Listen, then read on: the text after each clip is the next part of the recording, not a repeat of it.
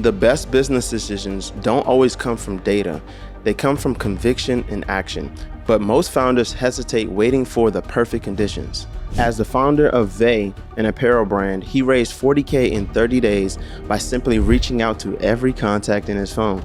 Then he booked a flight to China, not to cut costs, but to build trust with his suppliers. That same drive has nearly doubled his business every year for the past 3 years. Obviously, the brand is a representation of who you are as a person. So like, it grows to become something bigger, but at its core, it's directly you. So I just really focus on like purpose and alignment with my purpose, because that's what's guided all of the actions and all of the things that have happened in my life to lead me here today. This episode of the ZFO Insider is a masterclass in moving with clarity. We're breaking down what fearlessness really looks like and how to sharpen your instinct, take decisive action, and lead from within.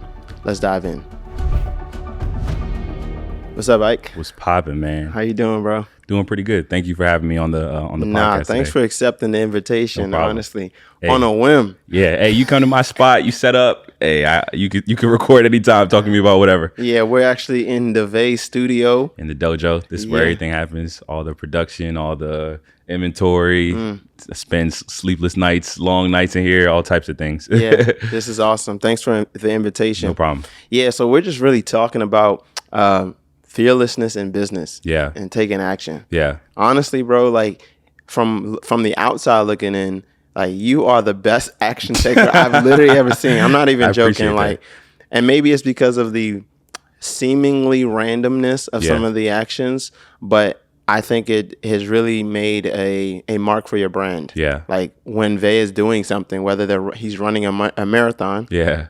whether he's in a bodybuilding competition, Yeah. whether he's traveling, it's like, okay, this guy is definitely interesting. Where did that come from? Yeah, I think it's just telling a good story realistically. I feel like everybody has a good story to tell. It's just the frame in which that you position it in. So a big thing for me is like aligning my purposes with my passion and allowing that like synergy to guide me in all the decisions that I make. So I never have a decision where I like question it, because if it checks the boxes of like, okay, does this fit within the realm of what I like to do? Does this fit within the realm of my strengths and like my God-given talents? Then it's like, there's no way that I can really fail. I might stumble, but if I do it for long enough, or if I have enough intensity, then a favorable outcome will be the. Have you always been like that, where it's like you're not afraid to just take the leap? Yeah, I think I always have had that kind of like action-based personality. Since I was younger, I was just an outlier with everything that I was doing, from like being a young person, like making music to. You made music too? Yeah, I used to be a rapper. I used to be real passionate about rapping and stuff like that. And then like I got that same passion and put it into like sports, and just I'm just always like, if I have an interest, I'm just going to delve into it regardless of what other people think or what other people are doing at the current time. So that's just always kind of been me. And that has definitely translated to Veii, your apparel brand. Yeah, for sure. Actually, one thing I wanted to bring up is that when I walked into this space, there's a big sign at the front. Yeah. That basically says like, where you are is where you're supposed to be. Yeah, 100%. And I was like, of course he will be inside of that space. Yeah, I didn't notice it until like maybe a couple of months after I moved into this like warehouse studio space, and I was just looking at the walls and the decorations, and I'm like, a lot of this stuff just like really speaks to me in terms of like, where you are is where you're supposed to be. There's other small inscriptions that they have on the wall that I felt like showed me that I'm where I'm supposed to be. For sure. And you told me that one of your guiding lights is just that internal voice. Yeah. I remember that really sat with me. That means that like inspiration might be something like your engine. Yeah. Is that a good description? Yeah, 100%. Just like really listening to the voice and then taking action on it, because ideas are ever flowing. Like I think Michael Jackson once said like the reason he would stay up till like 3 a.m. making music is because if he didn't like jump on the idea, then Prince would get it. And I really feel like that's the truth. Like there's a reason why like you'd be like, dang, that's a good idea. I had thought about that, but I never took action on it, and somebody else does it. So I just really try to like, whenever I get inspiration, just jump and iterate and like suck it first and just continue to get better and then go from there. Has that ever led you to some unexpected growth opportunities or benefits? Yeah, 100%. Even me right now, the life that I'm living is a growth opportunity in itself, snap. you know, like. Tell us. Yeah, just like, of course, running a business is a cool idea. Jumping into this 6 years ago and deciding to create a brand with a big vision and picture. But like, you're going to have your obstacles. You're going to have to make sacrifices. You're going to have to, you know, like live a certain way that others might not think are favorable. But it just goes back to like, what you feel like is your purpose and what drives you and what you want to wake up and achieve every morning. And me is like building an amazing business in the community and like just like playing my game and playing to win. So that's why if I'm down or I have a rough day, I'm never down for too long because I know I'm walking in the right direction. Yeah, for sure. Honestly, like I think that there's certain character traits that you need in order to actually run a business. Yeah, for sure. And it's very different from being an employee. Yeah, 100%. Right? Yeah. I remember one time I was talking with one of my aunts and she told me, she said, this was when I started my business about 6 years ago. She was like, look, I know I'm not a business owner. I am an employee. Yeah. I was like, I didn't understand what she really meant. I mean, I appreciated it at the time, but now, 6 years later, it's like the skill set is different. Yeah. Not everybody's meant to like do their own thing. Some people are best taking directions or working within a system. And like some people prefer stability over that like uncertainty, but like I thrive in that uncertainty. Yeah, we're out here in the waters. Yeah. I love just treading water and like just continue to pedal until maybe one day I'll touch land, but until then, I'm gonna just keep swimming realistically. All right, that's cool. That's cool. All right, so you told me that you had a campaign. Mm-hmm. I call it a flash campaign. Yeah. And in 30 days, you raised $40K. Yeah. Tell me about that. Why did you do that? How did you actually execute it? What gave you the unction, the audacity to actually do that? To keep it a buck, I was running out of money, so I was like, all right. I felt like a big part of my life and the way that I live my life has been like serendipity. And like serendipity is just like right place, right time, right opportunity and taking that jump when it's necessary. And like so many things in my life had like, I just felt like it was just supposed to happen the way that it did. So like, I think November rolled around last year and I could tell that my cash flow is getting like pretty tight in terms of the money that I had to operate the business. And like, we were coming up on our 6th year. February 1st is always like a big thing for us where we're celebrating a new year of being in business. And I reach out to a lot of different like founders and entrepreneurs. And one of the ones that I reached out to was the Kickstarter CEO. I'd heard him on a podcast. His name is Everett Taylor. And he was talking about his journey from being in Virginia, like being homeless to like now being the CEO of a tech company. And I cold emailed him and I was like, hey, this is where I'm at in my journey right now. I'm running this business, of course, like being a Black founder, you might not have the most access to capital and I'm learning as I go. I've made mistakes, but continue to trudge forward. And he was like, and I asked him if I could send him a hoodie. He was like, you should just launch a Kickstarter equity like a crowdfunding campaign. And I just took him up on that. And then I started to plan out what it would be. And I kind of wanted to tell a good story. And I was like, hey, we've been in business for 5 years. In order for us to make it to year 6, we need the support of every single person that's ever like patronized the brand, purchased, or even that knows me. And me making that decision, like I really got to see from the ground up who has been rocking with the brand. It was like a trip down memory lane. Cause like, when you're in the business world and you're an entrepreneur operating on a day-to-day basis, it's kind of like you never get to look up and like look around at what you built. But me doing that, reaching out to every single one of my contacts, my whole email list, going on Instagram and posting every day and like really making it like a challenge that mobilized my community was like amazing. And we hit the goal on the last day. We hit that 40K goal, which I was like very confident that we would as well. And it just reminded me that like I'm on the right path and like I'm living within my purpose. And like when I really do need people to show up for me, they will. So that was a dope experience. Absolutely. Yeah. It's even a doper story. Yeah, 100%. It's just a good story to tell, Yeah. A couple of things that I picked up from that is that one, you knew your cash. Yeah. You knew where the cash was going to end up. Like we consider that cash flow forecasting. A lot of people think that they can just run based off what they see in a bank account. Yeah. But you're like anticipating, all right, the seasons are coming. Yeah. And so you had to do something about it. Exactly. And this is what you did. And then the second thing that you mentioned, it was like all the people who have patronized your brand since the beginning, like throughout the existence. Yeah. On one hand, you sell apparel typically. And so that's usually like maybe a once in a while transaction with people. You're not doing an ongoing service. Yeah. But one thing I noticed about your brand is like you do a good job of connecting more than just the apparel. Yeah, 100%. Like your website really tells the story. Yeah. Even the fact that you can even reach out to your long audience who may not have engaged for a while, but because they connected with you through your story, we come back. Yeah, I think it's just important to like really build a community. Everybody talks about community, but like I feel like community is basically like a family and like a tribe. And I try to prescribe the things that I've learned in my life from other categories into the way that I run this business. So like when I'm selling people clothes, I'm not just selling them clothes. Like it's like a welcoming into like a a group of people. Like if you know me, or if you patronize the brand, then you know everybody that's in my circle and everybody that supports me. And I just feel like my purpose in life is to be a connector. So the clothes just are a vehicle that allow me to connect a wider group of people, that's actually really amazing, because that's aligning the purpose, like your purpose, your passions, with a pretty solid business model. Yeah, exactly. Like once you have a community of people, like you build your own ecosystem. Yeah, they kind of become clients for life, exactly. Customers for and life.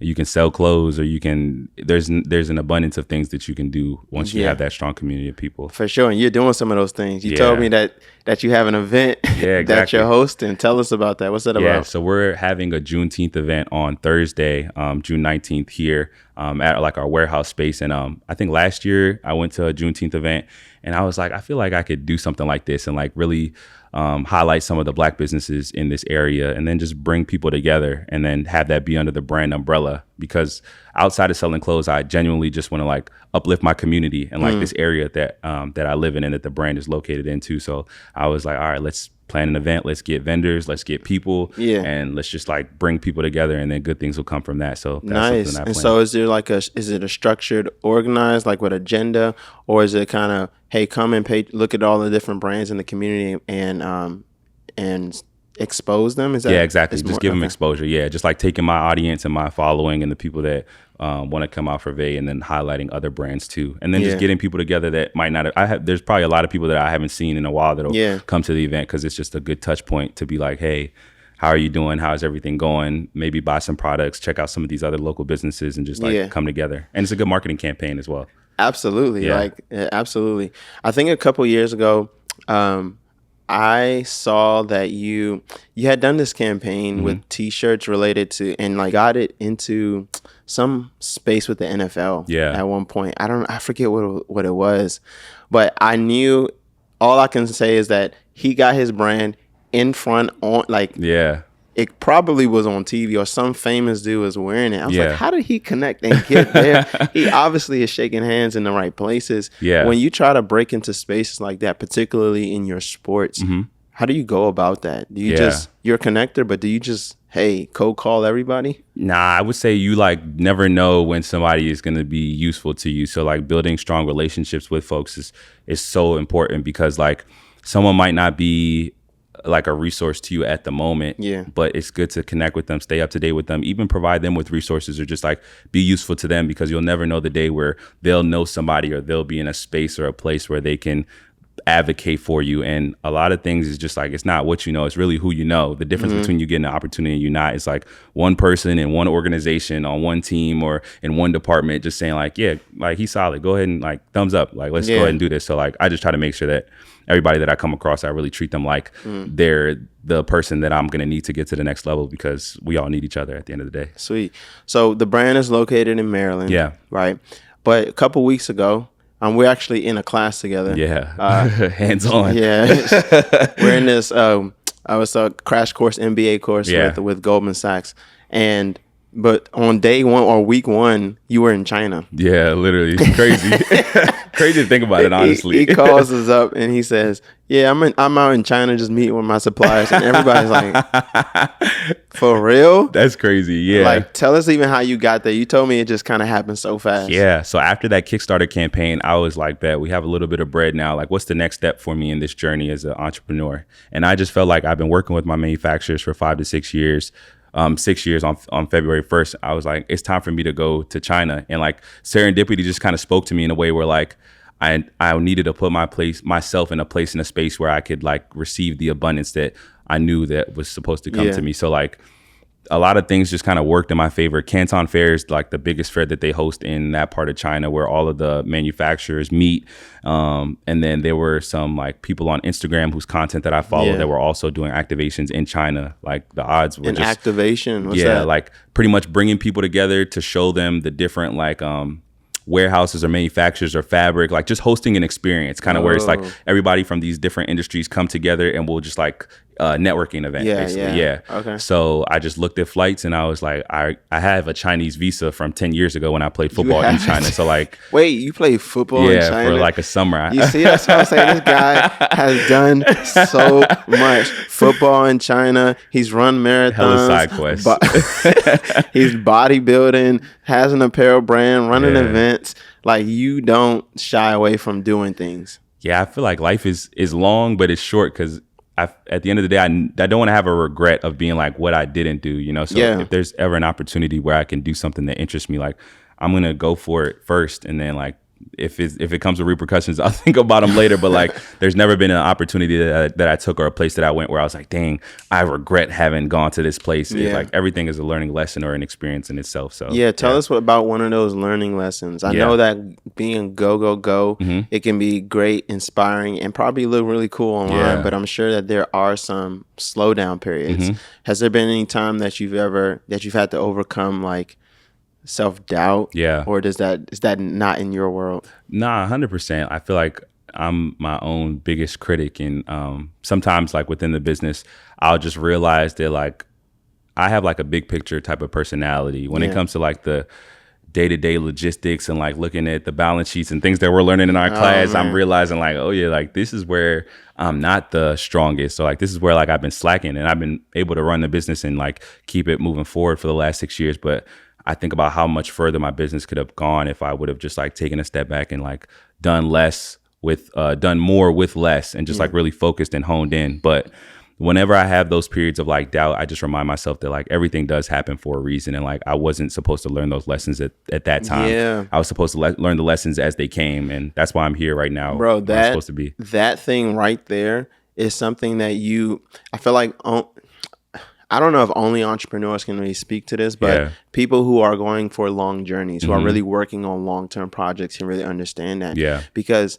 the time that you spent, if you look back at that with regret, it will slow down the present, and it will actually compromise what you can accomplish. Exactly. But if you see it as, no, these are the building blocks that actually got me to the point today where I'm ready to now take the next step. Yeah. And it's just a part of the whole story. Literally. Like even if it was 6 years to get to this point, you can't skip that point. Yeah, you got to go through it. That's the grit. Everybody got to go through that. Exactly. Right? Yeah. And so I really resonate with that for sure. Because even when I look at my own career over the last, have we been in business the same time, man? We business twins.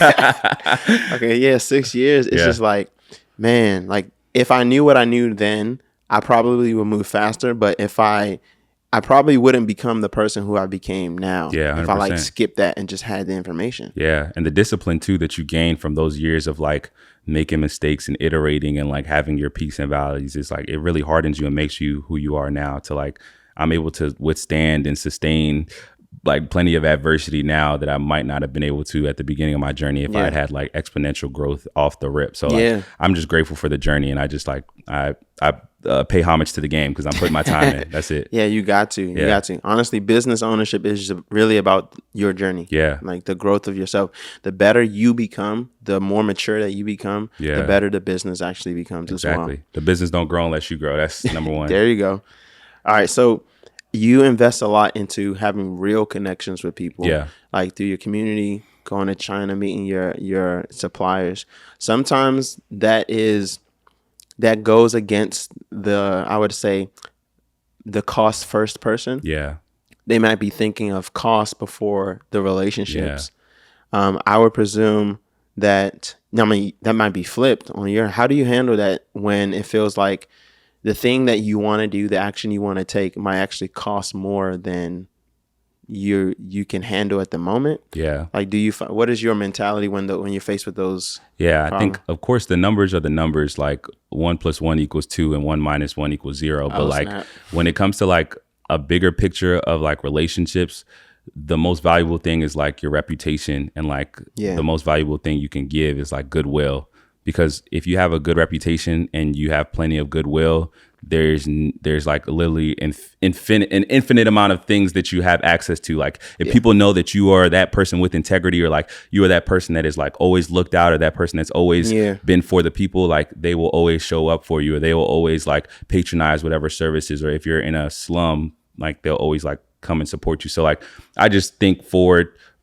Whenever I make a decision, I'm like, all right, is this a decision that aligns with my like principles and my integrity and who I am as a person? And like, that'll always guide me, as opposed to like trying to be shrewd. And like, there's times to negotiate, of course, but like, there's also times where it's like, hey, I'm going to like look out for you on this deal, or like we're building this relationship, like it's quid pro quo. Because you have to think about yourself from the other person's perspective. If you're always trying to like gyp somebody or like be a penny nickel diamond type of person, like folks just won't want to work with you, or they'll undercut you, or they'll find a way where the quality of your services or goods or something just won't, the equation won't add up. So I just always focus on goodwill and integrity. So your action taking style in your business, honestly, I think that is, that's a superpower that kind of goes beyond a cost conscious first owner. I'm a CFO. I do accounting and do all that stuff. So I tend to be more cautious. And in my journey of growth, I've been growing in being more action oriented or just moving forward first. Because there's opportunities that come in front of you that present themselves that won't wait on your money. Right. And you mentioned access to capital and then all of the other ways on how to get bread or get some cash in the business. But sometimes you got to be able to just move before you actually see the dollar. I call that faith. I call that stepping out. And it seems like that muscle in you has really guided you and helped you along the way for these 6 years. I mean, you'd even told me that, that the revenue has been growing each year, almost doubling pretty much year over year over the last 3 years. How has that served you, like that action-oriented approach? Do you find yourself needing to go the opposite way a bit more? Or you're like, no, this is who I am. This is what I got to do. This is what's going to take me to the next level. I think at first I was just like a Chinese fire drill, bro. Like I was just like just throwing everything at the wall, seeing what's sticking, and like just every day had a new idea, new concept, new viral approach to what I was doing. But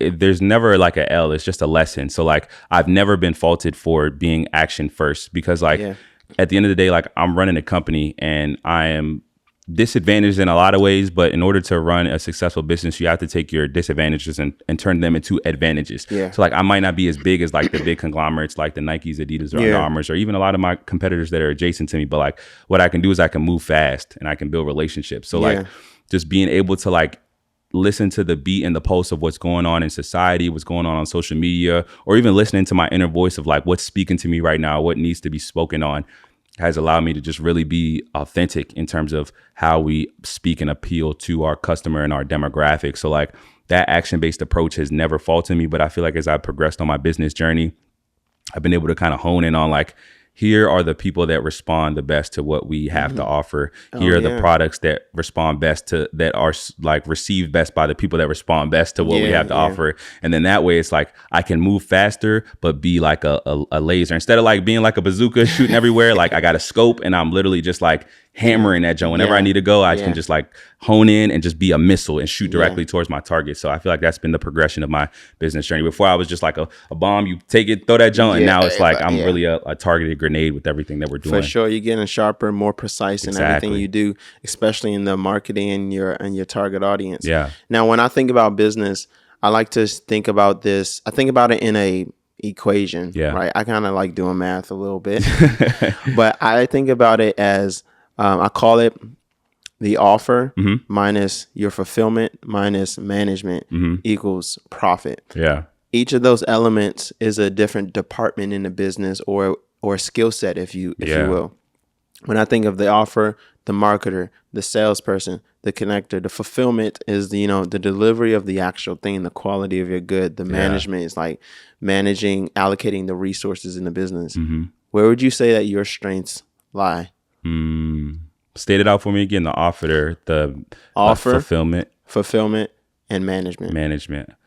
Offer for sure, because offer is like marketing, how you can speak to people and tell them why your product or service is valuable. So like I feel like I just have a really good understanding of like human nature and how people respond to certain stimuli. So like I can position the brand to be many things to many different people, because like I can understand people in different categories and ways. So like definitely the offer for sure. And you told me that you have specific target audiences, more so like in sports, segmented about sports. Where's Veii? What sports are Veii in? Yeah, so right now our strategy moving forward is to definitely double down on football, of course, because we have just leverage in terms of access to like a lot of professional NFL athletes that I have personal relationships with in markets that are favorable for the brand. Yeah. There's bodybuilding, which is a space where people that are into health and wellness and fitness technically patronize. There's also running, which is a space that is growing a lot and becoming more popular, and a space that I personally have gotten into now so I can learn more about. And then there's also High Rocks, which is similar to CrossFit. It's like a CrossFit adjacent, but it's more so like just more accessible. It's a more accessible version of CrossFit that's really blowing up. And I thought CrossFit was accessible. You just need a pull-up bar. Nah, CrossFit, you have to do a lot of like Olympic lifting and like cleaning and squatting. And some people, and you have to do it for high reps and a lot of weight. So like, it's just been something where over the years, it's become more and more stigmatized because of like the injuries and like the culture. So like High Rocks has become just like things are cyclical. So like High Rocks is the new trend that everybody's jumping on. And it's like right at the beginning of that trend. Yeah. So it's for those that don't know what that looks like. Yeah. What can you describe? Yeah. So High Rocks events would be like you're timed, of course. You'll have like walking weighted lunges, and then you'll have weighted ball pulls, and then you'll be pushing a sled, and then you'll do a rower machine type deal. So like these are all things where you don't need a lot of equipment. You don't need to have technical skills of like proper traditional Olympic lifting. It's way more accessible, and it's like competitive. They kind of have marketed it as a cool CrossFit, and it's like what we do when we go to the gym as regular folk. Yeah. But competitive. Yeah, competitive and like marketed in a cool way where like you're competing against times and regional and stuff. And it's like, and anytime like there's a sport, usually like there's always like a community of people, usually Black people, like where it's like people want to compete. They're probably pretty good at it, but like there's not enough Black people in that space. Like they're not as condensed to know that there's other people. So like I just see that as an opportunity for me to be like, all right, I'm going to go on High Rocks and I'm going to find all the Black people that's doing High Rocks and that are really good. And I'm just going to like be the brand where like if you're in High Rocks, you wear this brand, when you go to the events and you see other Black people, you give them the head nod. And like in all of our marketing and our messaging, like we're going to showcase Black people doing dope ass shit and dope ass stuff in High Rocks. So like that's really just my marketing approach. Okay. Yeah. And I really, one thing that I do admire about you is that when you find your audience or what you want to actually target, you go and experience it. Yeah. And like personally get the data and figure out what it's about. You told me about running, you've been bodybuilding, you played football. Yeah. Like what have you learned by going out and doing that? Like that tangible market research? It's kind of just like everything has its own culture and like rules that people abide by. And it's just important. You can't just like be in a boardroom saying like, oh, we're going to tap into this market. Like you really got to be boots on the ground to like understand what like will move people in those specific categories of those sports. Cause like a football fan and a High Rocks athlete are two different people. Like they have two different motivators in terms of what would make them want to purchase or what would make them want to support a brand or join a culture. So it's like, you just got to learn to speak the language and really like, and buy into whatever they're doing. Now, I've learned a bit about, I think your connection, your superpower is connections, and you've kind of used that to, get Veii into rooms that, that aren't always open. Yeah. So you mentioned that you have a unique relationship with Gold's Gym. Mm-hmm. Tell me about that. Yeah. How'd you get that, and how's Veii benefiting from that? Yeah, for sure. So I feel like that's another example of like serendipity. So like COVID happened and I was done with school, moved back from New York to Maryland. I needed like a quick little job just to get some bread and stay fit. Didn't want to pay for a gym membership. So I went to the Gold's Gym in Upper Marlboro, Ritchie Station, and was like, hey, can I apply for a job? It was like, bet, like we need a lot more people to just do mask duty. Like tell people to put on their mask if they don't put on their mask or take it off, write them up type deal. So I was doing that job for like maybe a month or 2 months or so, or 3 months. And like I have a video recording this and I was like, this is cool, but this is the last job that I will ever work type deal. And while I was doing mask duty one day, I see a man pull up in like a pickup truck with like gym equipment, and he's like struggling to get the gym equipment off of the truck. So me just being who I am, like I go downstairs and I help him bring the equipment in. And he's like, hey, like, thank you, man. Like, what's your name? And I was like, hey, I'm Ike. And he was like, my name's Bruce. Shook my hand and dipped. So he leaves. The manager of the gym comes in. They're like, you know who that is? And And I'm like, nah. She was like, that's Bruce. Like, he owns this gym and all of the Ghost gyms in this area. Wow. So then, like, wow. yeah, bro, like me and Bruce like got real cool from that moment. And he just kind of saw my tenacity with what I was doing with my business. So like when I approached him and I was like, hey, can I just like do some pop-ups here at the gym? And then pop-ups started going well. And then I was like, hey, can I put some of my merchandise in the gym? I'll give the gym a cut. And then it went well at the one gym. And then I'm like, hey, you own this other gym. Can I go to this other gym and do it? And then we went from one gym to 2 gyms to 6. And now we're at 7, including the one that he owns in Virginia too. So just like relationships and serendipity and like really jumping on opportunities. That's really cool. Yeah. So you're going to have one of those. Wait, remind me the name of CrossFit. It's not CrossFit. It's High Rocks. High Rocks. Yeah. You're going to host a High Rocks event in one of the gyms sponsored by Veii? That would be really cool. High Rocks kind of has their own, like, how they're operating is they're really trying to, like, build out their ecosystem. So when CrossFit came out, like, people were participating in the events grow bigger, and then they started to get CrossFit gyms and franchise. So, like, the money is in the name. CrossFit is a trademark name that's owned by a subsidiary. So anywhere you hear CrossFit, somebody getting a check, like the corporation. So, like, High Rocks wouldn't let me have events, but, like, and they wouldn't even let me sponsor an event because Puma is their title sponsor. But what I could do is host my own separate activations under the High Rocks umbrella and be like, hey, if you're doing this, like I'm going to compete in High Rocks Dallas in November in Dallas. So like, I'm just going to host like an activation prior to the event, get everybody in like custom merch that we drop for that event. And then it'll be directly affiliated. I think that would be an excellent idea. Yeah. I mean, it's a win-win for the gyms. Exactly. More people come to the gyms. Yeah. You're visible. You probably the gym. Everyone. Imagine 100 people wearing Veii. Yeah. When I go to the gym now, I always see folks wearing the brand, and it's like it's cool because I'm spending less money on marketing because every day that people come in, they see a banner with my face on it, or they'll see the clothes or other people wearing it. So it's just smart strategies. Cool. That's really cool. Now your brand is big on purpose and mission. Yeah. Right. It seems like you really want to inspire. Maybe not even just the athlete, but even the aspiring athlete, the fitness enthusiast, particularly in the Black community and to the youth. Your website is really rich around the mission. I had a chance to read it. Tell me about, why, like where did that come from? And ultimately say it in your words. What are you trying to accomplish? Yeah. So I wanted the brand to be like, obviously the brand is a representation of who you are as a person. So like, it grows to become something bigger, but at its core, it's directly you. So I just really focus on like purpose and alignment with my purpose because that's what's guided all of the actions and all of the things that have happened in my life to lead me here today. So like there was a point in my life where I was really trying to figure out like, okay, what's the next step for me? And I took some time and I stumbled upon this Japanese practice or like saying called Ikigai. And it's pretty much just like figuring out what your purpose is by figuring out like what you love, what you can be paid to do, what your strengths are, and what the world needs. And you make a Venn diagram of each of those individual things. So I sat down and took some time to fill out each of the categories, and it took me some time.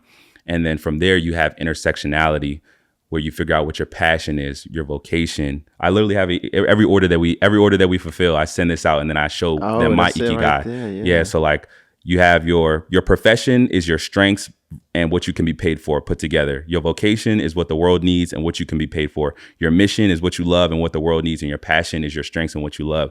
So by filling out that Ikigai, I just had like a clear picture of like, this is who Ike is. This is what I'm like, my purpose is in life. And like, I realized like any decision that I make, I can just look at my Ikigai and be like, is this decision aligned with Ike? And if it is, I continue to move forward. And if it's not, then I pull away from it or reassess what it is type deal. So like, a big part of my Ikigai is like my strength is just like being vulnerable and like relating to people and storytelling and like inspiring people to want to be the best versions of themselves. Cause like that's the pursuit that I have. So like those values are instilled in me and then they're echoed into the brand. And that's kind of how I became. Yeah. Show that to the camera so you can see. Yeah. So this is the blank side of it. You got all of your categories and then you have my specific Ikigai. Yeah. So yeah. I think that practice is a very good one and effective one because I think that in order to really grow, like in our process of growing, oftentimes the way to grow up tall is to grow down first. Like to start looking internally and really understanding who you are, what's your mission, what's your purpose. I like to look to God to show me those things and to expose what's in your heart, because once you're aligned with that, man, every action that comes from that, it just kind of just it has a different energy to it. Yeah, 100%. Like you actually are not, you're not tired of doing the thing. Yeah. Like when you talk about work, you're not talking about work. You're talking about, your passion, who you are. Exactly. Right? What gives you energy. For sure. Yeah. I find that, and I think that's why I appreciate sometimes talking with other entrepreneurs, is because they typically have found that with their work. Yeah. And it's not like an employee where they're drudging, they begrudgingly going to work. It's a little bit different conversation. 100%. Yeah. And like people will always ask like, how do I become this? Or like, how do I like present myself as this? But you like, what people don't realize is the cheat code is just like looking internally and like really working on your inner self, because that's where the energy and the charisma and the confidence and the passion exudes from. It doesn't like, you don't find something outside. You don't just get this motivation that's ever fleeting. It's like, if you do that inner work with yourself and really understand who you are, then like the amount of conviction that you have as a human being will like literally like exude from you and bring people closer to you, where like people will be like, why is this person like, Ike is just like, people always like, oh, Ike is just charismatic, or like Ike is just always this way. And it's like, nah, I'm not always this way. It's because I know myself so well internally that I'm able to just like, without even saying words, just like put that passion out into the world based on like my actions and the energy that I put out. Yeah. And that word conviction, you know what it produces? It produces that passion that people can notice, can see, but it actually produces consistency. Yeah. Like, people are saying, oh, Ike is always charismatic. That's because you're literally consistent in that conviction. Yeah. And I find that to be true also in my life. Like when I have that conviction, the things that I grow tired to do, I don't grow tired of doing them. And I'm actually able to be more consistent in what I say to do. Like when I say something, I follow through with it 100%. Much more easily. I was talking to you about even the whole content production.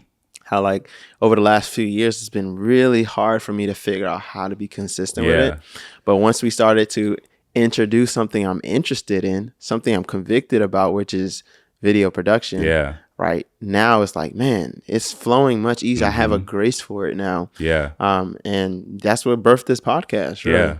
That's how it is. Just walking in your purpose. Everything becomes, it'll always be challenging, but things become like just an easier weight for you to carry. Yeah.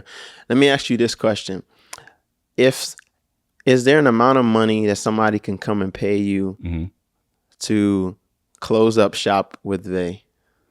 Nah, because then I would just go and open a different version of Veii type deal. You know what I mean? 2.0. Yeah, literally like a Veii 2.0, because it's like money isn't really what's fueling me at this point, because I could like do a lot of other things to make a lot more money based on like my skills and my connections. But like, this is just the game that I want to play, and I want to play it to win for right now. So like maybe when I feel satisfied with with my results from the game that I'm playing right now, I'll like figure out what the next game is, which will probably be even more like impact based. But like, I just want to build the best business that I can within this world that I am. So last week we had an exercise at our class to like order our priorities, or the things that, is it the priorities? On what driving the business, and surprisingly many of us had money like very low down the list. What was that? What was like your top 3? Do you remember? Yeah, I think it was like taking the people that I love and doing life with them. That was a big one for me. I think another one was definitely playing my game and playing to win. And then the third one was like flexibility and like the ability to have choices, like autonomy, self-autonomy. You like that one? Yeah. You sure that's number 3? Yeah, that's probably number 1 for real. Nah, because definitely number 1, because with the autonomy comes the ability to do things that I love with the people that I love, and then it allows me to like play the game that I'm playing and play it to win. Yeah. So with speaking to that, you've made a lot of sacrifices to live the life that you have. Speak to that, like a lot of us aren't willing to make some of those sacrifices. Like, that actions require. Yeah. How have you overcome that? How do you do that? It's just my view of the world. They got to know what the sacrifice is. Yeah, for sure. Yeah. I guess it's just my view of the world, because like people view things as sacrifices, but for me, it's not just sacrifices. It's just more clarity in terms of my life and what I focus on. So like, even with where I live now, like this warehouse where we're shooting is where I also live. Like I will work for most hours of the day, and then I will go to sleep right behind where Zoe is in that pull-out bed, and I realize I will sleep there majority of the week unless I'm traveling for business or something like that. Yeah. But like, I think 2 years ago, I was living in a townhome. I had like a few cars that I was renting out with the business, and I like had a closet full of clothes and stuff.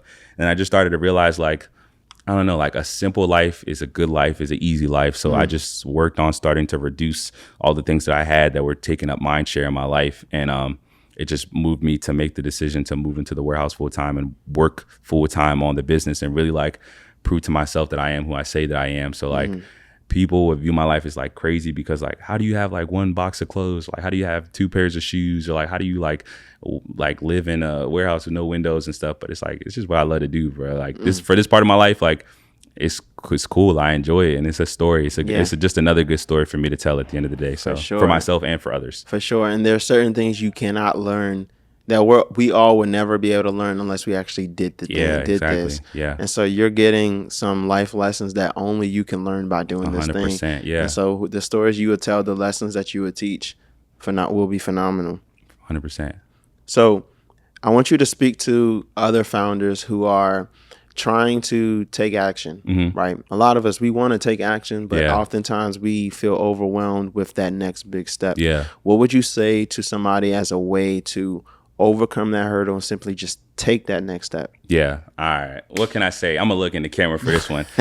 For all of the founders that are struggling with like analysis paralysis or like taking a decision, I would say like think about yourself 20 to 30 years from now and think about what the outcome of your decisions today will lead you to. The number one way to guarantee that you will not succeed is to right now in the present day not take any action or not do the thing that's innately calling you. Like there's no way to predict the future, but the number one way to predict the future at the same time is to not do anything. So you're better off right now in the present day taking an action that will lead you into uncertainty, because that way you won't guarantee failure or you won't guarantee that you won't receive the outcomes in the future. So like just think about yourself 30 years from now and like think about what the regret minimalization framework is.